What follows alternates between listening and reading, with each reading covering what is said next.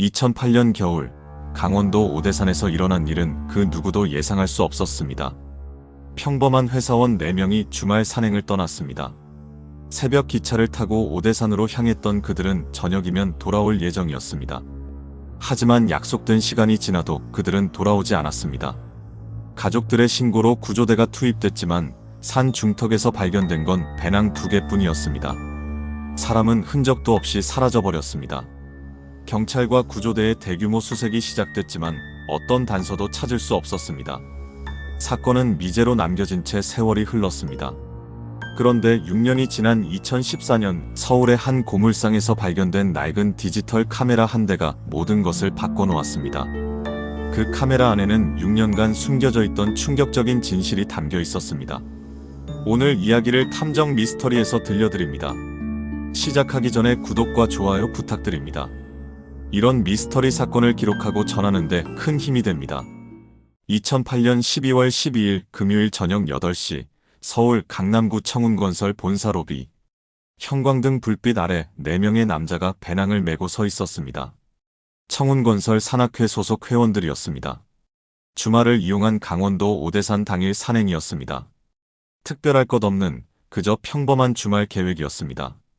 박진수 차장, 41살. 산악회 회장이었습니다. 냉철한 성격으로 알려진 그는 회사에서도 일처리가 깔끔하기로 유명했습니다. 검은색 등산복과 두꺼운 패딩 차림의 그는 지도를 펼쳐들고 동료들에게 산행 코스를 설명하고 있었습니다. 내일 새벽 5시 반 기차 타면 8시쯤 도착해. 겨울 산행이니까 오후 3시엔 하산 시작해야 해. 이상훈 대리 37살. 활발한 성격의 그는 산악회에서 분위기 메이커였습니다. 빨간색 등산모와 목까지 올라오는 내거머를 착용한 그가 웃으며 대답했습니다. 형님, 이번엔 핫팩 꼭 챙겨야 돼요. 지난번 설악산 때 손 꽁꽁 얼어서 고생했잖아요. 최도영 과장, 39살. 말수가 적은 편이었습니다. 회색 방한 점퍼에 검은색 배낭을 어깨에 맨 그는 고개만 끄덕였습니다. 동료들은 그가 최근 가정 문제로 스트레스를 받고 있다는 걸 알고 있었습니다. 김민석 대리 34살. 산악회 막내였습니다. 눈치 빠르고 성실한 그는 선배들의 짐을 나눠들었습니다. 형님들, 제가 보온병이랑 핫팩은 챙겼어요. 날씨가 영하로 떨어진다니까 걱정이네요. 로비를 나서는 4사람의 뒷모습은 평온했습니다. 경비원이 손을 흔들며 말했습니다. 조심히 다녀오세요. 날씨 춥다니까 감기 조심하시고요. 그들은 웃으며 손을 흔들어 답했습니다. 그것이 그들을 본 마지막 모습이었습니다. 다음 날인 12월 13일 토요일 새벽 5시 20분 청량리역. 4사람은 약속대로 강릉행 무궁화호에 올랐습니다. CCTV에 찍힌 그들의 모습은 여느 등산객들과 다르지 않았습니다. 두꺼운 겨울 등산복에 배낭을 맨 채 기차 안으로 들어가는 뒷모습. 그것이 서울에서 포착된 마지막 영상이었습니다. 오전 7시 50분 강릉역 도착.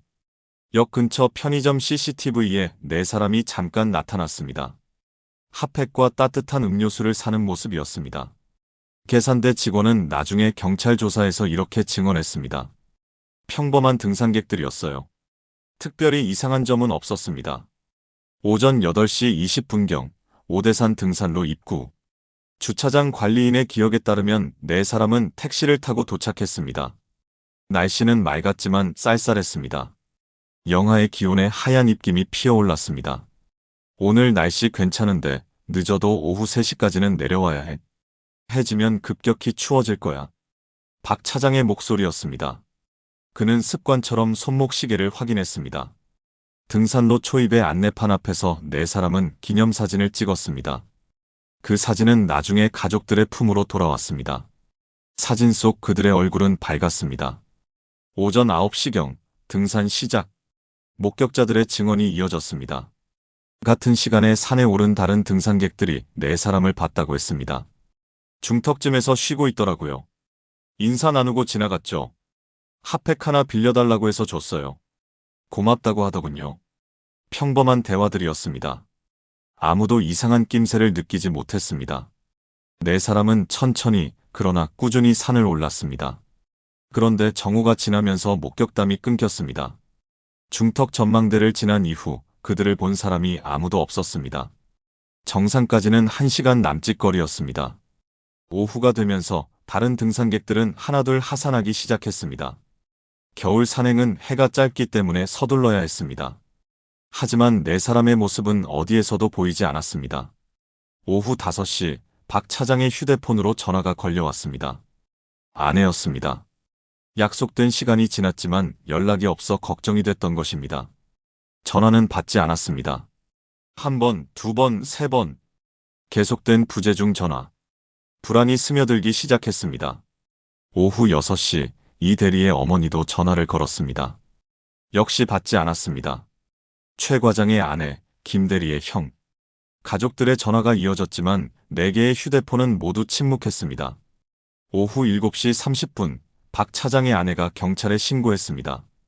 처음엔 단순 조난으로 판단됐습니다. 산에서 길을 잃었거나 다쳤을 거라고 생각했습니다. 하지만 다음 날 벌어진 일은 모두의 예상을 벗어났습니다.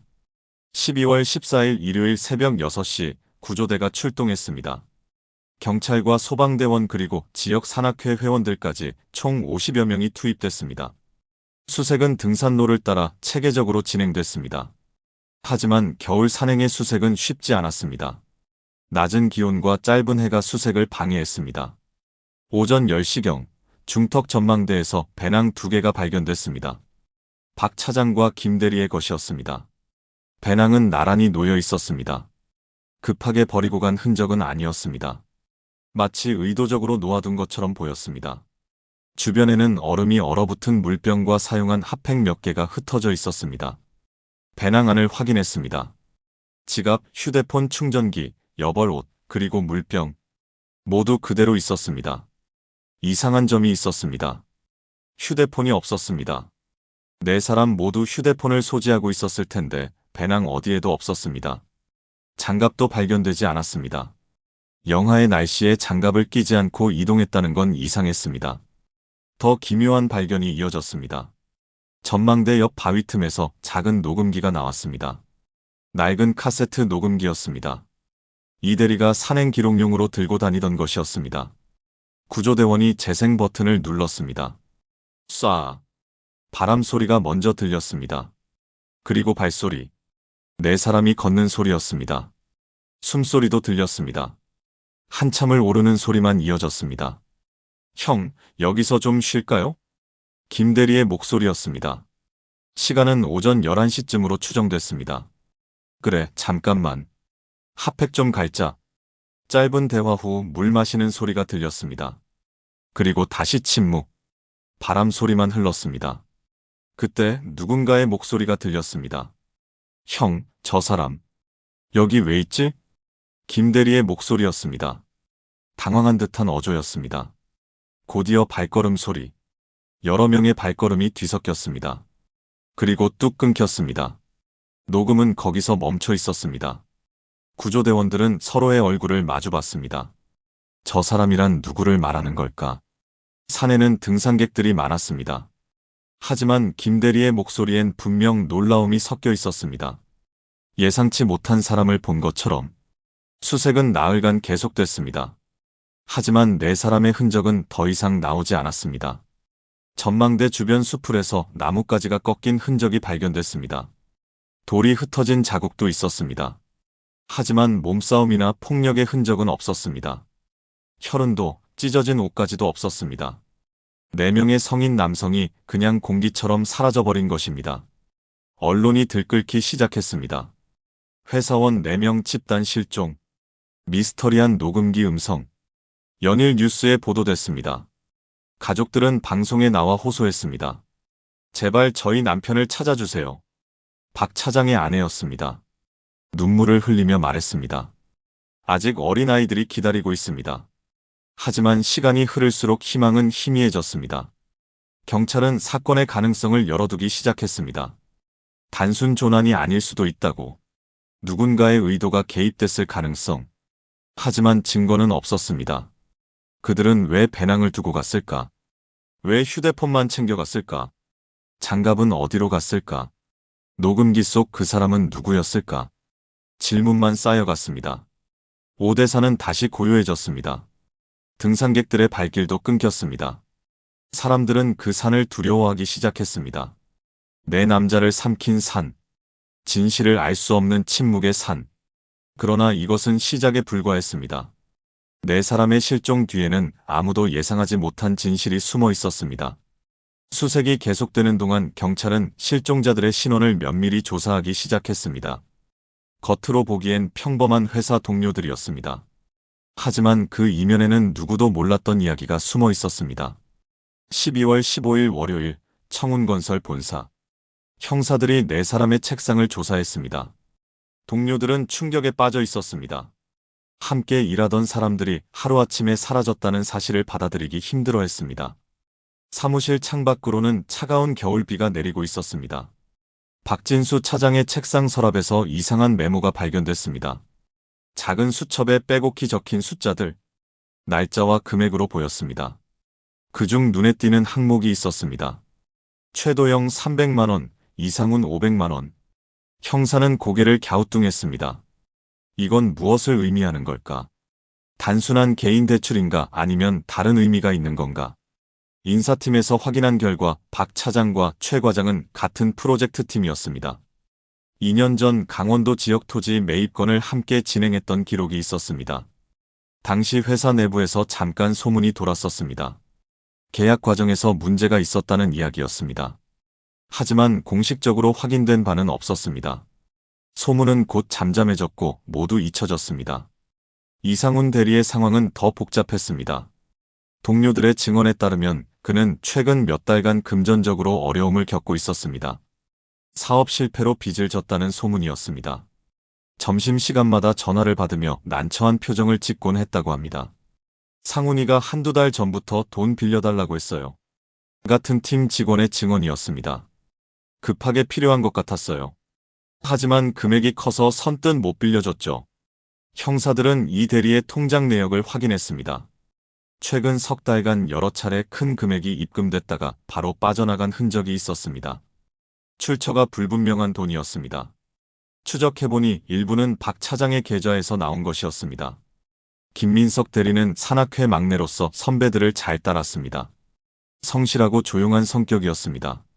하지만 동료들은 최근 그가 평소와 달리 불안해 보였다고 증언했습니다.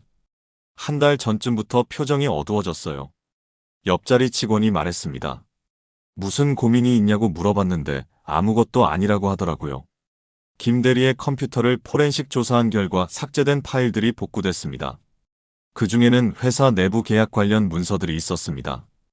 2년 전 강원도 토지 매입건과 관련된 자료였습니다. 왜 그가 이 자료를 가지고 있었을까? 왜 삭제했을까? 경찰은 회사 내부 관계자들을 추가로 소환했습니다. 2년 전 토지 매입건에 대해 아는 사람을 찾았습니다. 한 전직 직원이 입을 열었습니다. 그때 계약 과정이 좀 이상했어요. 그는 조심스럽게 말을 이었습니다. 토지 중개인이 압력을 넣었다는 얘기가 있었어요. 박 차장과 최 과장이 그 사람을 알고 있었던 것 같아요. 형사가 물었습니다. 그 중개인이 누군가요? 정확히는 모르겠어요. 하지만 지역에서 꽤 알려진 사람이라고 들었습니다. 산지 개발 쪽으로 일한다고. 단서는 희미했습니다. 하지만 분명한 것은 네 사람이 단순한 산악회 동료 이상의 관계였다는 점입니다. 그들은 돈으로, 비밀로, 약점으로 서로 얽혀 있었습니다. 12월 17일 수요일 오대산 현장에서 또 다른 발견이 있었습니다.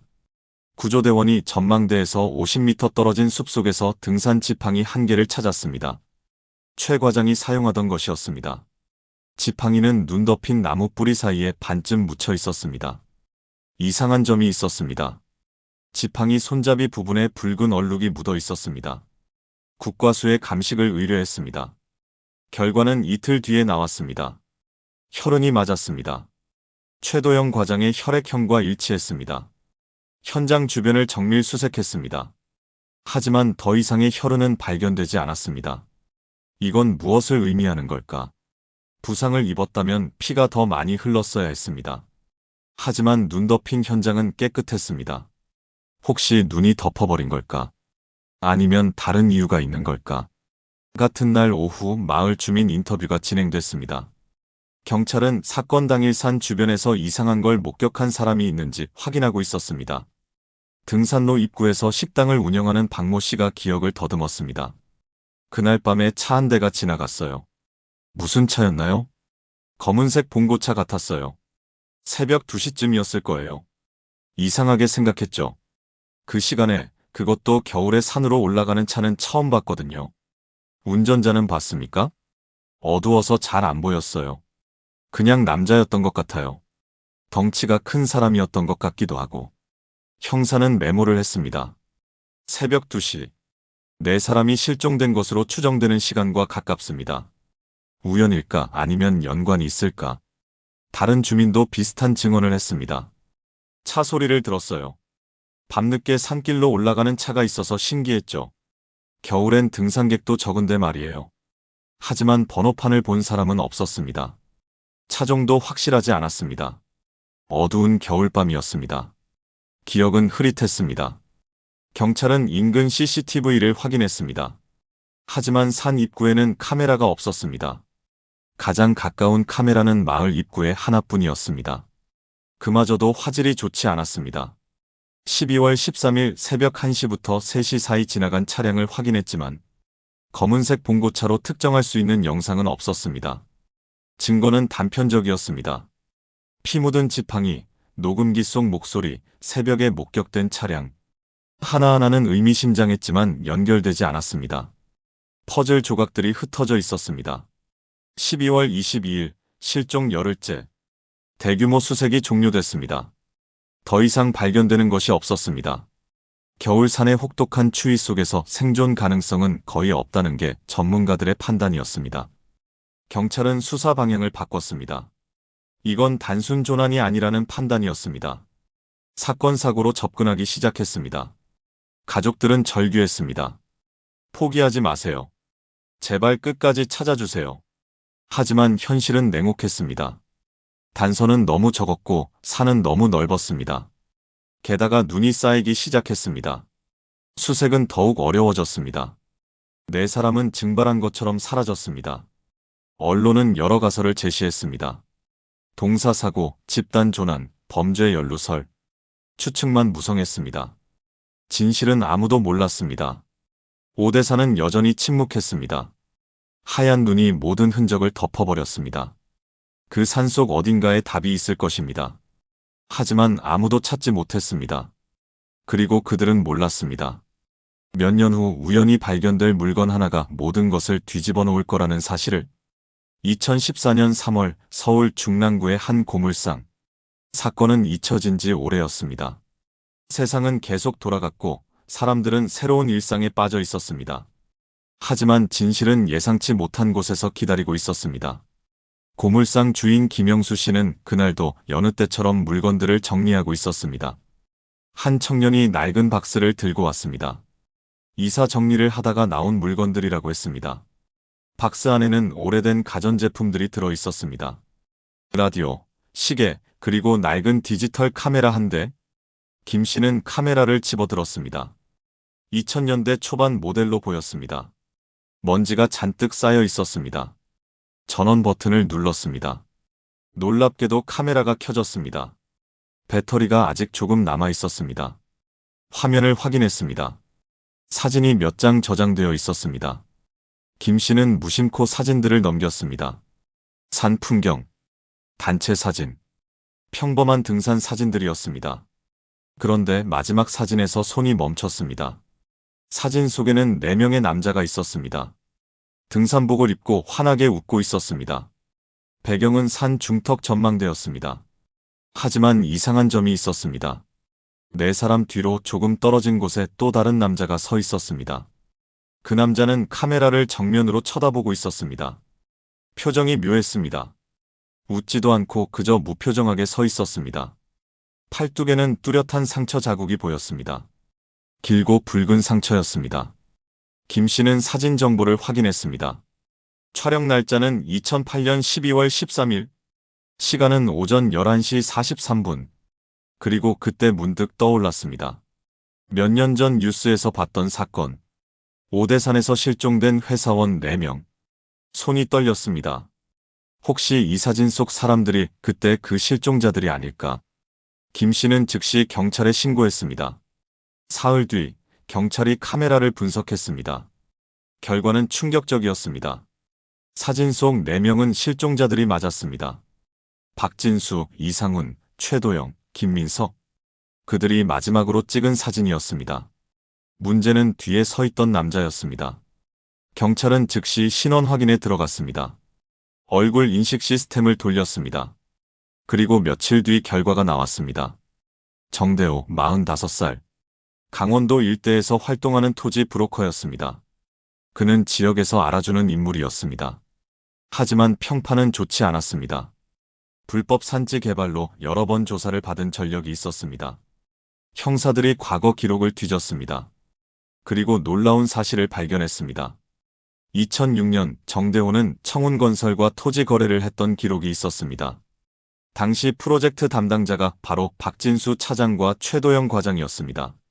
수사팀은 더 깊이 파고들었습니다. 당시 거래 과정에서 문제가 있었다는 내부 문서를 찾아냈습니다. 정대호가 불법으로 취득한 산지를 청운건설에 팔려고 했다는 내용이었습니다.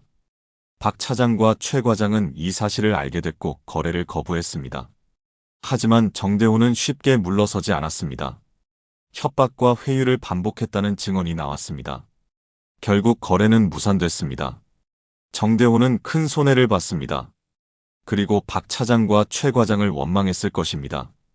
형사들은 정대호를 찾아갔습니다. 2014년 4월 15일 오후 2시 강원도 횡성의 한 사무실. 정대호는 태연하게 형사들을 맞았습니다. 무슨 일이십니까? 2008년 12월 오대산에 가신 적 있습니까? 오대산이요? 글쎄요, 기억이 잘 안 나는데요. 형사가 사진을 꺼내 보였습니다. 카메라에서 출력한 사진이었습니다. 정대호의 표정이 굳었습니다.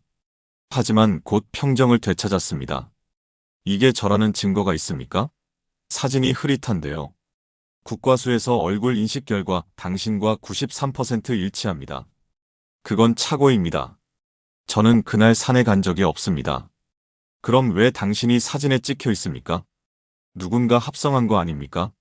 요즘 그런 기술 많잖아요. 정대호는 끝까지 부인했습니다. 팔뚝의 상처에 대해 물었습니다. 그는 소매를 걷어 올렸습니다. 팔뚝에는 희미한 흉터가 남아 있었습니다. 이거요? 몇 년 전에 공사 현장에서 다친 겁니다. 2007년쯤이었을 거예요. 형사들은 증거를 더 찾아야 했습니다. 사진 한 장만으로는 부족했습니다. 그들은 정대호의 과거를 철저히 조사하기 시작했습니다. 2014년 5월 수사가 진전을 보였습니다. 정대호의 차량 기록을 추적한 결과 흥미로운 사실이 나왔습니다. 2008년 12월 그의 명의로 등록된 검은색 봉고차가 있었습니다. 그리고 그 차는 사건 직후인 2009년 1월에 폐차됐습니다. 왜 그는 사건 직후 차를 급하게 폐차했을까? 형사들은 폐차장을 찾아갔습니다. 하지만 이미 늦었습니다. 차량은 완전히 해체돼 흔적이 남아있지 않았습니다. 증인을 찾기 시작했습니다. 2008년 당시 정대호와 가까웠던 사람들을 만났습니다. 한 지인이 조심스럽게 입을 열었습니다. 대호 형이 그 시기에 좀 이상했어요. 어떻게 이상했는데요? 신경질적이었어요. 무슨 일이 있었는지 계속 술을 마셨죠. 그리고 어느 날 갑자기 차를 바꿨어요. 언제쯤이었습니까? 2008년 말쯤이었던 것 같아요. 봉고차를 타다가 갑자기 승용차로 바꿨거든요. 단서들이 하나씩 모이기 시작했습니다. 하지만 결정적인 증거는 없었습니다. 정대호가 범인이라고 확신했지만 증명할 수 없었습니다. 2014년 6월 또 다른 발견이 있었습니다. 오대산 인근 주민이 경찰에 제보했습니다. 사건 당시 목격했던 검은 봉고차가 정대호의 차였다는 것입니다. 그 사람 차 맞아요. 동네에서 자주 봤거든요. 번호판까지는 기억 안 나지만 차는 확실해요. 형사들은 희망을 품었습니다. 하지만 법정에서는 달랐습니다. 변호사는 주장했습니다. 6년이 지난 기억을 어떻게 믿을 수 있습니까? 구체적인 증거가 없습니다. 검사는 반박했습니다. 카메라 속 사진, 목격자 증언, 급작스러운 차량 폐차, 모든 정황이 피고인을 가리킵니다. 하지만 직접적인 증거는 없지 않습니까? 범행을 입증할 물증이 어디 있습니까? 법정 공방은 길어졌습니다. 가족들은 방청석에서 눈물을 흘렸습니다. 6년을 기다렸습니다. 드디어 범인을 찾았다고 생각했습니다. 하지만 현실은 냉혹했습니다. 카메라 속 사진은 강력한 단서였습니다. 하지만 그것만으로는 부족했습니다. 정대호가 왜 그곳에 있었는지, 무엇을 했는지 증명할 수 없었습니다. 사진은 그저 그가 그 장소에 있었다는 것만 보여줄 뿐이었습니다. 수사는 계속됐습니다. 하지만 더 이상의 증거는 나오지 않았습니다. 시간이 너무 오래 흘렀습니다. 흔적들은 사라졌고 기억들은 흐려졌습니다. 정대호는 여전히 부인했습니다. 변호사는 합리적 의심을 제기했습니다. 그리고 법은 피고인의 편에 섰습니다. 6년 만에 찾은 단서였습니다. 하지만 그것으로는 충분하지 않았습니다. 카메라 속 진실은 여전히 베일에 쌓여 있었습니다. 그리고 네 사람의 행방은 여전히 오리무중이었습니다. 2015년 4월, 봄이 찾아왔습니다. 겨울 동안 꽁꽁 얼어붙었던 오대산에 눈이 녹기 시작했습니다. 그리고 그 녹아내린 눈 아래에서 무언가가 모습을 드러냈습니다. 4월 19일 일요일 오후 3시경, 오대산 계곡. 등산객 이준호 씨는 계곡을 따라 산책하고 있었습니다. 봄 햇살이 따스했습니다. 물소리가 청아했습니다. 평화로운 오후였습니다. 그런데 계곡 바위 틈에서 이상한 것이 보였습니다.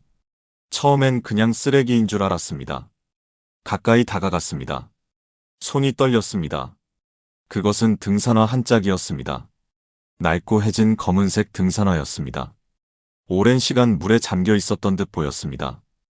이 씨는 즉시 경찰에 신고했습니다. 그리고 주변을 더 살펴봤습니다. 바위 뒤편에서 찢어진 등산복 조각도 발견됐습니다. 푸른색 천 조각이었습니다. 경찰이 도착했습니다.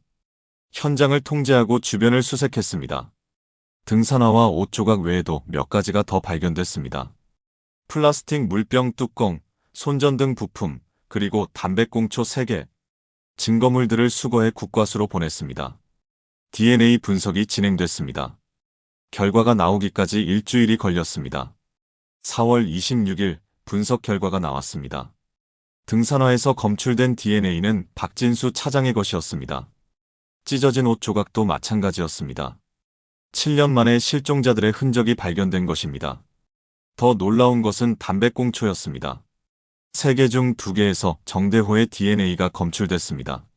나머지 하나는 신원 미상이었습니다. 하지만 정대호의 DNA가 나왔다는 것만으로도 충분히 의미가 있었습니다. 수사팀은 다시 움직였습니다. 이번에는 확실한 물증이 있었습니다. 정대호가 그 계곡에 있었다는 증거였습니다.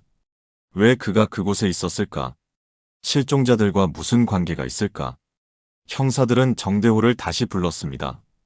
2015년 5월 3일 오전 10시 강원도 경찰서. 정대호는 이번에도 침착했습니다. 담배꽁초에서 당신 DNA가 나왔습니다. 정대호는 잠시 침묵했습니다. 그리고 대답했습니다. 그게 뭐가 문제입니까? 저도 가끔 오대산에 갑니다. 등산도 하고 사업차 산을 둘러보기도 하죠. 그럼 2008년 12월에도 거기 갔었다는 겁니까? 그럴 수도 있죠. 정확한 날짜는 기억 안 나지만요. 실종자들의 물건과 함께 당신 담배꽁초가 나왔습니다. 이걸 어떻게 설명하시겠습니까? 우연 아닙니까? 제가 버린 담배꽁초가 계곡으로 떠내려갔을 수도 있죠. 변호사가 끼어들었습니다. 제 의뢰인이 그 산을 자주 방문한 건 사실입니다. 업무상 필요해서였죠. 담배꽁초가 발견됐다고 해서 범죄와 연결시키는 건 비약입니다. 형사는 답답했습니다. 하지만 법적으로는 정대호의 주장도 일리가 있었습니다. 담배꽁초만으로 살인을 입증할 수는 없었습니다. 수사팀은 계곡 주변을 더 철저히 수색했습니다.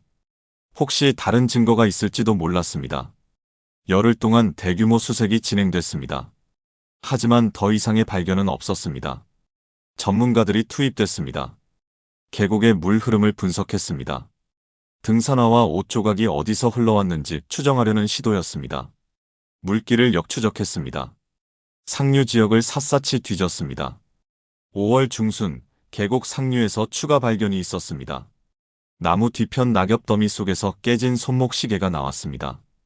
시계바늘은 멈춰 있었습니다. 오전 1시 45분을 가리키고 있었습니다. 시계를 감식한 결과 이상훈 대리의 것으로 확인됐습니다. 시계는 심하게 손상돼 있었습니다. 유리가 깨지고 줄이 끊어져 있었습니다. 강한 충격을 받은 흔적이었습니다. 오전 1시 45분. 이 시간은 무엇을 의미하는 걸까? 녹음기 음성은 오전 11시쯤 녹음됐습니다. 그 후 약 2시간 반이 지난 시점이었습니다. 그 사이에 무슨 일이 있었던 걸까? 형사들은 타임라인을 재구성했습니다. 오전 11시, 네 사람은 전망대 근처에 있었습니다. 녹음기에 의문의 인물이 등장했습니다. 그 후 흔적이 끊겼습니다. 그리고 오전 1시 45분, 이 대리의 시계가 멈췄습니다. 계곡 상류에서, 전망대에서 계곡 상류까지는 약 2km 거리였습니다. 등산로가 아닌 숲길이었습니다. 왜 그들은 그곳으로 갔을까? 스스로 간 걸까? 아니면 강제로 끌려간 걸까? 현장을 재현해봤습니다. 경찰관들이 전망대에서 계곡 상류까지 이동하는 시간을 쟀습니다. 빠르게 걸으면 40분, 천천히 걸으면 1시간 정도 걸렸습니다. 시간대가 맞았습니다. 5월 말 유족들이 현장을 방문했습니다. 7년 만에 찾은 단서들이 있는 곳이었습니다. 박 차장의 아내는 계곡을 바라보며 눈물을 흘렸습니다. 여기서, 우리 남편이 여기서, 말을 잇지 못했습니다. 최 과장의 형도 함께 왔습니다. 그는 주먹을 불끈 쥐었습니다. 범인을 꼭 잡아주세요. 제발 정의를 세워주세요. 하지만 경찰도 답답했습니다. 증거는 쌓여갔지만 결정타가 없었습니다. 정대호는 교묘하게 빠져나갔습니다. 그의 변호사는 유능했습니다. 모든 증거에 대해 합리적 의심을 제기했습니다. 카메라 사진은 단순히 우연히 같은 장소에 있었던 것일 수 있습니다. 담배꽁초는 다른 날 버린 것일 수 있습니다. 어느 것도 살인을 입증하지 못합니다. 검사는 반박했습니다. 모든 증거가 같은 방향을 가리킵니다. 피고인은 실종 당일 현장에 있었고 실종자들과 금전적 갈등이 있었으며 사건 직후 의심스러운 행동을 했습니다. 하지만 직접 증거는 없지 않습니까? 목격자도 없고 자백도 없고 시신도 발견되지 않았습니다. 이것만으로 어떻게 유죄를 선고할 수 있습니까? 법정의 공기는 무거웠습니다.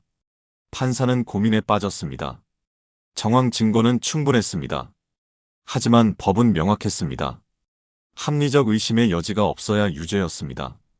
6월, 계곡 수색이 공식적으로 종료됐습니다. 더 이상의 증거는 나오지 않았습니다. 시신도 발견되지 않았습니다. 7년이 지난 지금 산은 너무 많은 것을 삼켜버렸습니다. 등산화, 옷조각, 시계, 담배꽁초. 이것들이 말해주는 이야기는 분명했습니다. 하지만 법정에서는 충분하지 않았습니다. 진실과 증명 사이의 간극은 넓었습니다. 정대호는 여전히 자유로웠습니다. 그는 일상으로 돌아갔습니다.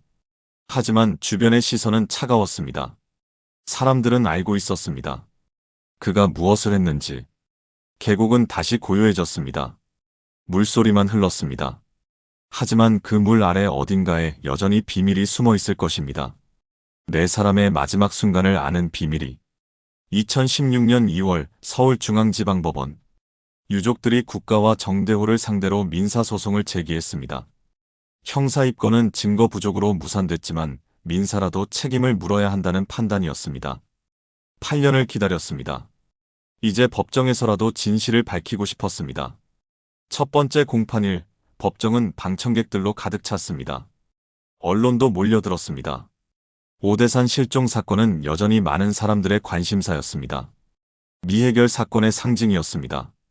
원고 측 변호사가 입을 열었습니다.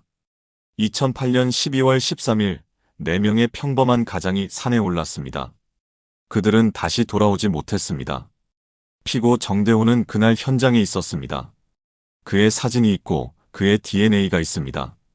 그리고 무엇보다 그는 피해자들과 금전적 갈등이 있었습니다. 변호사는 증거들을 하나씩 제시했습니다. 디지털 카메라 사진, 담배꽁초 DNA 감식 결과, 목격자 진술서, 2006년 토지 거래 관련 문서, 사건 직후 폐차된 봉고차 기록. 이 모든 증거가 한 사람을 가리킵니다. 정대호입니다.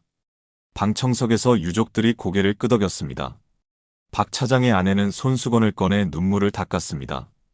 이 대리의 어머니는 두 손을 모으고 기도했습니다. 피고 측 변호사가 일어났습니다. 그는 침착하게 말했습니다. 존경하는 재판장님, 그리고 배심원 여러분. 원고 측이 제시한 증거들을 살펴보겠습니다. 먼저 카메라 사진입니다. 제 의뢰인이 그날 산에 있었다는 것을 증명할 뿐입니다. 범죄를 증명하지 못합니다. 변호사는 계속했습니다. 담배꽁초도 마찬가지입니다. 제 의뢰인은 업무상 그 산을 자주 방문했습니다. 다른 날 버린 담배꽁초일 수 있습니다. 시간을 특정할 수 없습니다. 목격자 진술은 어떻습니까?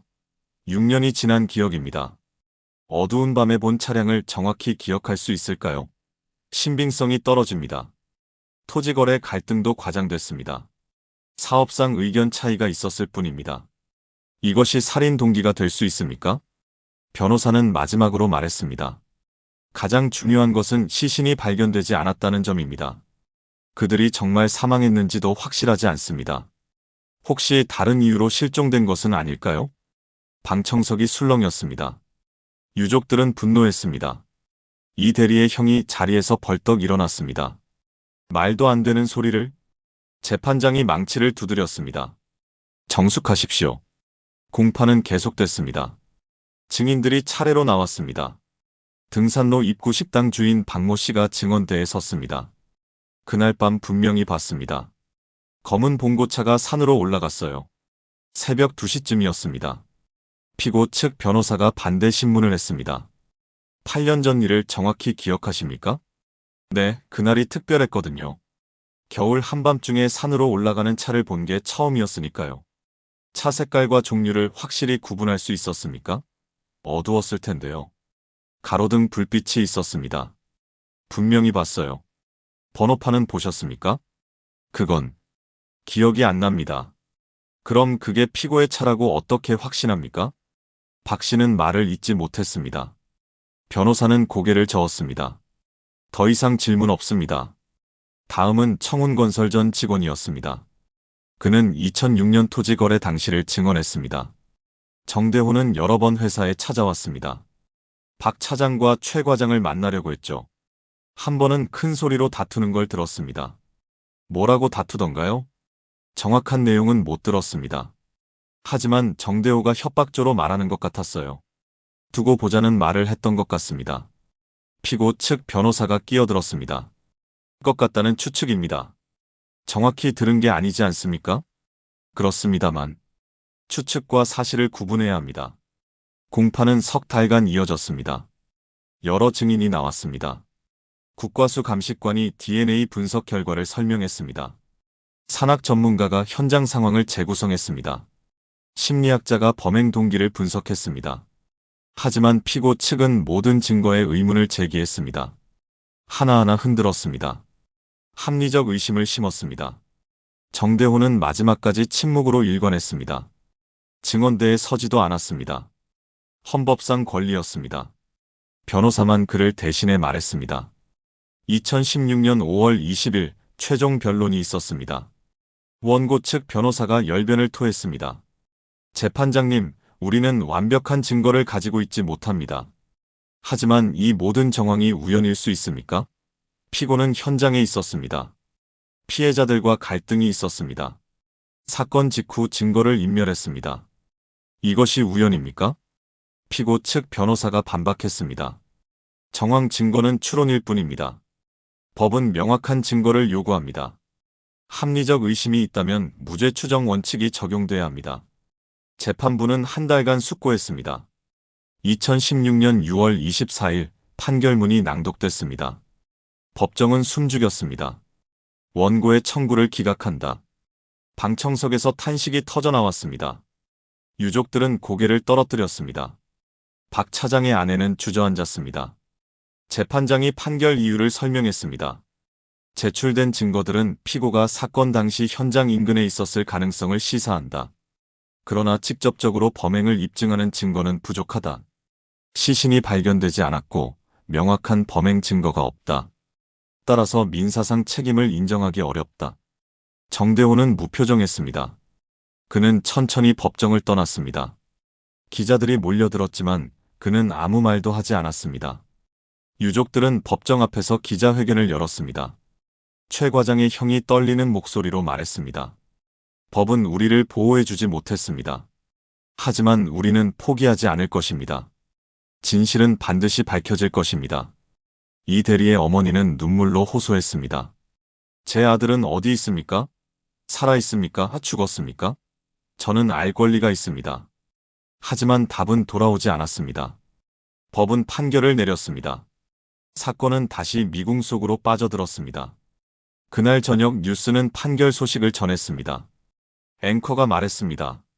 오대산 실종 사건이 다시 한번 법의 벽에 가로막혔습니다. 8년이 지났지만 진실은 여전히 어둠 속에 남아 있습니다. 거리의 사람들은 분노했습니다. 인터넷 댓글은 폭발했습니다. 모두가 알고 있었습니다. 누가 범인인지.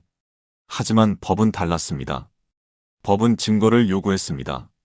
확신이 아닌 증명을. 정대호는 일상으로 돌아갔습니다. 하지만 그의 삶은 평범하지 않았습니다. 사람들은 그를 피했습니다. 거래처는 끊어졌습니다. 그는 고립됐습니다. 하지만 그는 여전히 자유로웠습니다. 법정에서 무죄를 받았기 때문입니다. 그리고 그 무거운 침묵을 혼자 짊어지고 살아가고 있습니다. 2025년 지금 17년이 흘렀습니다. 박진수, 이상훈, 최도영, 김민석. 네 사람은 여전히 행방불명 상태입니다. 법적으로 그들은 실종자입니다. 살아있는지 죽었는지 알 수 없습니다. 박 차장의 아내는 재혼하지 않았습니다. 지금도 남편을 기다리고 있습니다. 아이들은 어른이 됐습니다. 아버지 없이 자랐습니다. 큰아들은 아버지를 찾겠다며 형사가 됐습니다. 언젠가는 진실이 밝혀질 거라고 믿습니다. 그는 조용히 말했습니다. 아버지의 사진을 책상 위에 두고 매일 바라봅니다. 이 대리의 어머니는 2020년에 세상을 떠났습니다. 마지막까지 아들을 그리워했습니다. 임종 전 마지막 말이 있었습니다. 상훈아, 엄마가 간다. 거기서 기다려라. 최 과장의 딸은 결혼했습니다. 결혼식에 아버지 사진을 놓았습니다. 빈자리가 너무 컸습니다. 그녀는 아버지 없이 버진로드를 걸었습니다. 김 대리의 형은 매년 오대산을 찾습니다. 동생이 사라진 그 산을. 전망대 앞에 작은 추모비를 세웠습니다. 꽃을 놓고 술을 따릅니다. 민서가 형이 왔다. 아직도 너 찾고 있어. 바람만 대답합니다. 정대호는 2019년 세상을 떠났습니다. 가남이었습니다. 죽기 직전까지 침묵을 지켰습니다. 그는 아무것도 말하지 않았습니다. 진실을 무덤까지 가져갔습니다. 그의 장례식은 초라했습니다. 조문객이 거의 없었습니다. 가족들만 덩그러니 앉아 있었습니다. 그의 아들이 말했습니다. 아버지는 평생 괴로워하셨습니다. 무언가에 시달리는 것 같았어요. 무엇이 그를 괴롭혔을까? 양심이었을까? 두려움이었을까? 이제 아무도 알 수 없습니다. 경찰은 사건을 포기하지 않았습니다. 미제 사건 전담팀이 정기적으로 재검토합니다. 새로운 과학수사 기법이 나올 때마다 증거물을 다시 분석합니다. 하지만 여전히 답은 나오지 않습니다. 2023년 유튜브에 한 다큐멘터리가 올라왔습니다. 오대산 실종 사건을 다룬 영상이었습니다. 조회수가 500만을 넘었습니다. 댓글이 수만 개 달렸습니다. 이건 명백한 살인이잖아요. 왜 범인을 잡지 못합니까? 법이 국민을 보호하지 못하네요. 유가족분들이 너무 안타깝습니다. 사람들은 여전히 이 사건을 기억했습니다. 잊혀지지 않는 미스터리였습니다. 오대산은 여전히 그 자리에 있습니다. 등산객들이 다시 찾기 시작했습니다. 시간이 흐르면서 두려움도 희미해졌습니다. 하지만 전망대를 지나는 사람들은 여전히 불안합니다. 여기가 그 사건이 일어난 곳이죠? 맞아요. 4명이 여기서 사라졌대요. 사람들은 주변을 둘러봅니다. 평범한 산길입니다. 특별할 것 없는 전망대입니다. 하지만 17년 전 이곳에서 무언가가 일어났습니다. 4명의 삶을 앗아간 무언가가. 2024년 겨울, 오대산에 큰 눈이 내렸습니다. 등산로가 폐쇄됐습니다. 하얀 눈이 모든 것을 덮었습니다. 마치 17년 전 그날처럼. 한 젊은 등산객이 눈 덮인 산을 바라보며 말했습니다. 저 눈 밑 어딘가에 진실이 묻혀 있을지도 모르죠. 동료가 대답했습니다. 영원히 밝혀지지 않을 수도 있어요. 그들은 묵묵히 산을 내려갔습니다. 전문가들은 여러 가설을 제시합니다. 첫째, 정대호가 네 사람을 살해하고 시신을 은폐했다는 설. 가장 유력한 가설입니다. 둘째, 네 사람이 사고를 당했고 정대호가 우연히 그 장면을 목격했다는 설. 하지만 그렇다면 왜 신고하지 않았을까요? 셋째, 제3자의 개입설. 정대호 외에 다른 범인이 있었다는 주장입니다. 어느 것도 확실하지 않습니다. 추측만 난무합니다. 심리학자들은 범행 동기를 분석합니다. 금전적 갈등이 있었습니다. 정대호는 토지거래 실패로 큰 손해를 봤습니다. 박 차장과 최 과장을 원망했을 것입니다. 그리고 그들이 자신의 불법 행위를 알고 있다는 사실이 두려웠을 겁니다. 범죄학자들은 수법을 추정합니다. 계획적 범죄로 보입니다. 사전에 산행 일정을 알고 있었을 가능성이 높습니다. 현장을 미리 답사했을 수도 있습니다. 시신 은폐 장소도 미리 정해뒀을 것입니다. 하지만 모두 추측일 뿐입니다. 아무도 그날 무슨 일이 있었는지 모릅니다. 유족들은 2023년 청와대 국민청원에 글을 올렸습니다. 17년이 지났습니다. 우리 가족은 여전히 고통받고 있습니다. 제발 사건을 재조사해 주십시오. 새로운 수사 기법으로 다시 한번 진실을 밝혀주십시오. 청원은 20만 명의 동의를 받았습니다. 정부는 답변했습니다. 경찰청에서 사건을 재검토하겠습니다. 하지만 그 후 진전은 없었습니다. 시간은 너무 많이 흘렀습니다. 증거는 희미해졌습니다. 목격자들의 기억도 흐려졌습니다. 지금도 오대산 어딘가에 답이 있을 것입니다.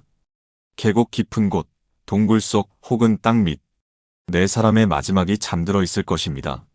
하지만 산은 말이 없습니다. 17년째 침묵하고 있습니다. 이 사건은 우리에게 많은 것을 생각하게 합니다. 법의 한계, 증거의 중요성, 그리고 유가족의 고통. 아무리 확신해도 증명하지 못하면 정의는 실현되지 않습니다. 하지만 우리는 기억해야 합니다. 4명의 평범한 남자가 있었다는 것을, 그들에게도 가족이 있었고 꿈이 있었다는 것을. 그들은 단순히 통계나 사건 번호가 아닙니다.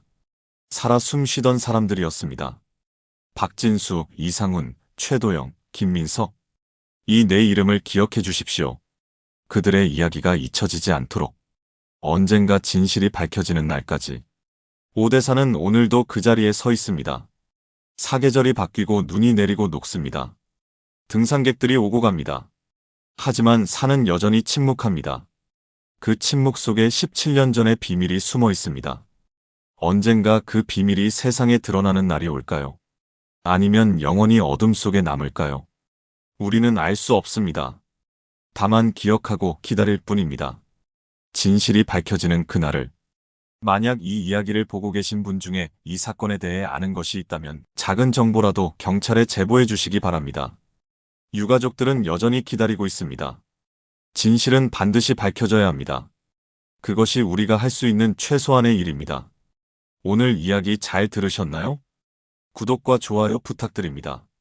탐정 미스터리는 앞으로도 세상에서 잊혀졌던 그리고 반드시 잊어서는 안 되는 이야기를 전하겠습니다. 시청해주셔서 감사합니다.